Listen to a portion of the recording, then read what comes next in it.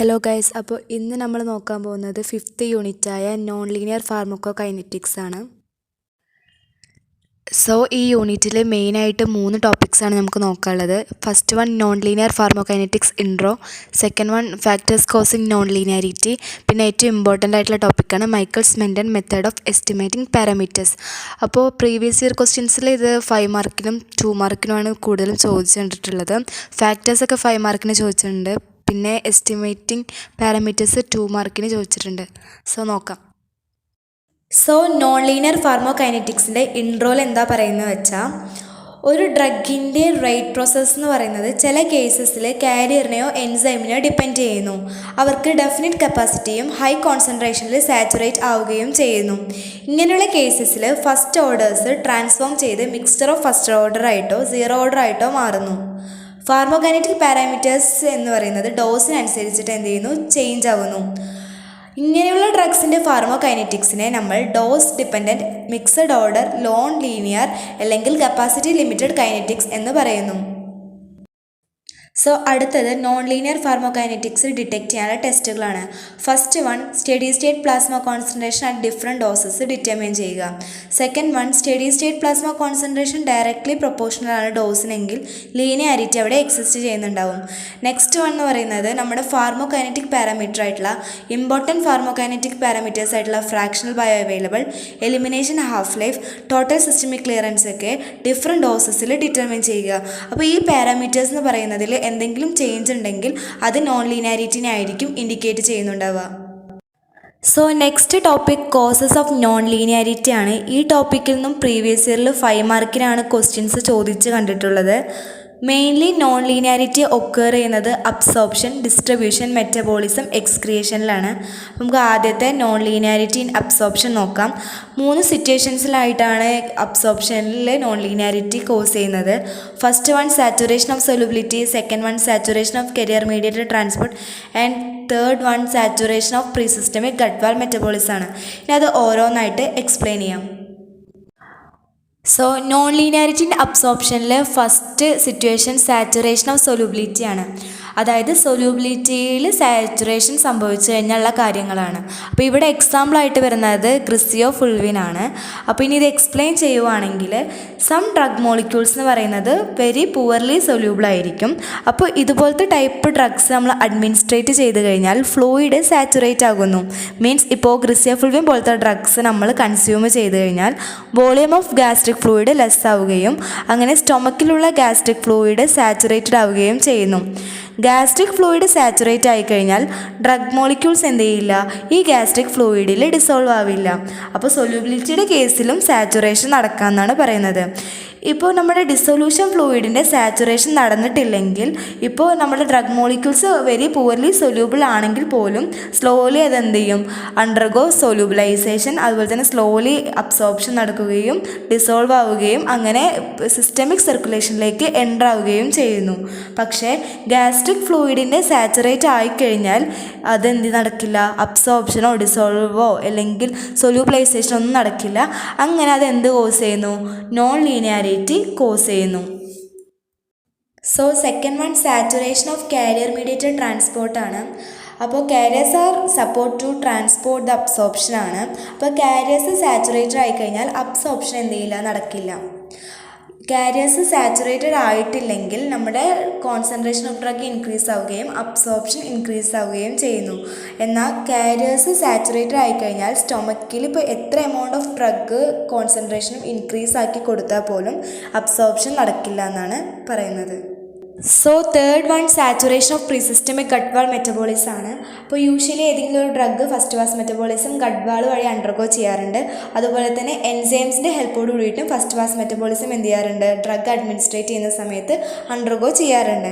അപ്പോൾ നമ്മളൊരു drug administrate ചെയ്യുമ്പോൾ മെറ്റബോളൈസേഷൻ നടത്തുന്നത് എൻസൈമിൻ്റെ ഹെൽപ്പോട് കൂടിയിട്ടായിരിക്കും. അങ്ങനെ റിമൈനിങ് എമൗണ്ട് ഓഫ് ഡ്രഗ് എന്ത് ചെയ്യും, സിസ്റ്റമിക് മെറ്റബോളിസത്തിലേക്ക് എൻ്റർ ആവുന്നു. If enzyme does pre systemic metabolism means അത് സാച്ചുറേറ്റഡ് ആയി എന്നാണ്. സോ ഫർദർ പ്രീസിസ്റ്റമിക് മെറ്റബോളിസം എന്ത് ചെയ്യില്ല, അവിടെ നടക്കില്ല. അങ്ങനെ ഈ പ്രീസിസ്റ്റമിക് മെറ്റബോളിസം അവിടെ നടന്നിട്ടില്ലെങ്കിൽ മോർ എമൗണ്ട് ഓഫ് ഡ്രഗ്സ് എന്ത് ചെയ്യും, സിസ്റ്റമിക് സർക്കുലേഷനിലേക്ക് എൻ്റർ ആവും. അപ്പം അതാണ് എന്തിൽ പറയുന്നത്, സാച്ചുറേഷൻ ഓഫ് പ്രീസിസ്റ്റമിക് ഗട്ട് വാൾ മെറ്റബോളിസത്തിലേ പറയുന്നത്. അങ്ങനെ എന്ത് ചെയ്യും, നോൺ ലീനിയാരിറ്റി കോസ് ചെയ്യും. സോ നോൺ ലീനിയാരിറ്റി ഇൻ അബ്സോർപ്ഷനിൽ ഈ 3 ഡിഫറെൻ്റ് ആയിട്ടുള്ള സിറ്റുവേഷൻസിൻ്റെ സിഗ്നിഫിക്കൻസ് പറയുകയാണെങ്കിൽ, ഫസ്റ്റ് കേസിൽ സൊല്യൂബിലിറ്റി സാച്ചുറേറ്റഡ് ആയിക്കഴിഞ്ഞാൽ റേറ്റ് ഓഫ് അബ്സോർപ്ഷൻ ഡിക്രീസ് ആവുന്നു. സെക്കൻഡ് കേസിൽ കാരിയർ മീഡിയേറ്റഡ് ട്രാൻസ്പോർട്ടിൻ്റെ സാച്ചുറേഷൻ, അതായത് കാരിയർ സാച്ചുറേറ്റഡ് ആയി കഴിഞ്ഞാൽ റേറ്റ് ഓഫ് അബ്സോർപ്ഷൻ അല്ലെങ്കിൽ amount of drug in systemic circulation decrease ആവുന്നു.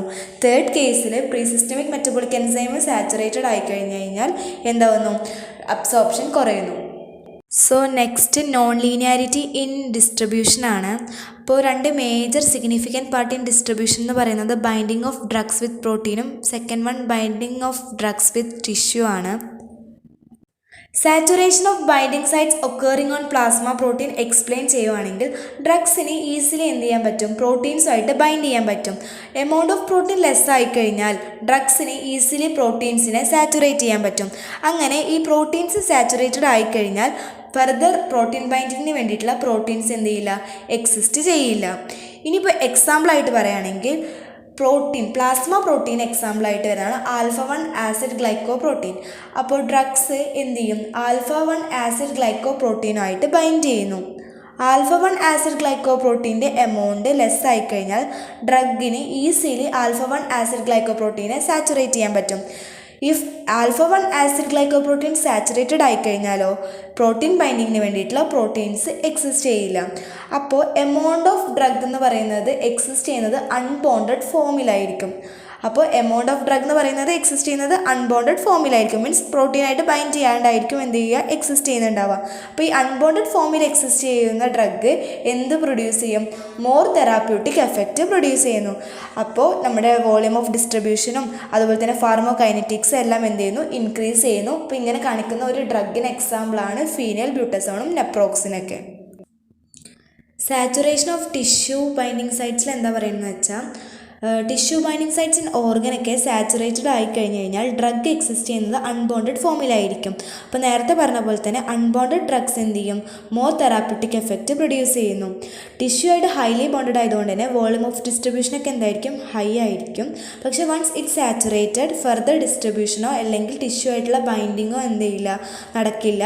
അങ്ങനെ അതിന് കാരണമായിട്ട് എമൗണ്ട് ഓഫ് അൺബോണ്ടഡ് ഡ്രഗ്സ് എന്ത് ചെയ്യുന്നു, ഇൻക്രീസ് ആകുന്നു. മോർ തെറാപ്യൂട്ടിക് എഫക്റ്റ് നമുക്ക് കിട്ടുന്നു. സോ അങ്ങനെയുള്ള ഡ്രഗിന് എക്സാമ്പിളാണ് thiopental. So next non linearity in metabolism ആണ്. നോൺ ലീനിയാരിറ്റി ഒക്കർ ചെയ്യുന്നത് due to capacity limited metabolism കാരണം കൊണ്ടാണ്. അപ്പോൾ ഡോസ് അഡ്മിനിസ്ട്രേഷനിൽ സ്മോൾ ചേഞ്ചസ് ഉണ്ടായി തന്നെ നമ്മുടെ പ്ലാസ്മ കോൺസെൻട്രേഷൻ അറ്റ് സ്റ്റഡി സ്റ്റേറ്റിൽ ലാർജ് വേരിയേഷൻസ് എന്ത് ചെയ്യാം, കാണിക്കാമെന്നാണ് പറയുന്നത്. സോ 2 മേജർ കോസസ് ആണ് നമ്മുടെ നോൺ ലീനിയാരിറ്റി ഇൻ മെറ്റബോളിസത്തിലുള്ളത്. First one capacity limited metabolism due to the enzyme and cofactor saturation. Second one enzyme induction ആണ്.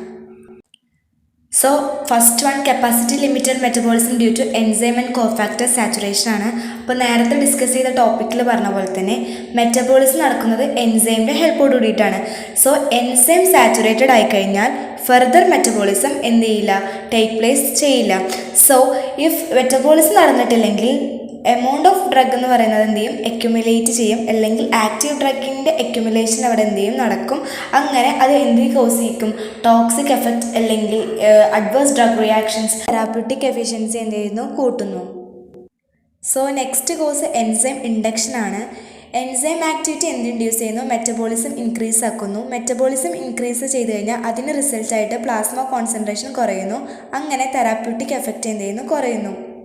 പിന്നെ ഓട്ടോ ഇൻഡക്ഷൻ എന്ന് പറയുന്നത് ഡോസ് ഡിപ്പെൻഡഡ് ആണ്. അതുപോലെ എൻസൈം ഇൻഡക്ഷൻ എന്ന് പറയുന്നത് കോമൺ കോസ് ആണ് both dose and time depended കൈനറ്റിക്സിന്. സോ നോൺ ലീനിയാരിറ്റി ഇൻ മെറ്റബോളിസത്തിൽ ഫസ്റ്റ് കേസിൽ മെറ്റബോളിസം എന്ന് പറയുന്നത് ഡിക്രീസ് ആകുമ്പോൾ കോൺസെൻട്രേഷൻ ഓഫ് ഡ്രഗ് ഇൻക്രീസ് ആവുകയും തെറാപ്യൂട്ടിക് എഫക്റ്റ് കൂടുകയാണ് ചെയ്യുന്നത്.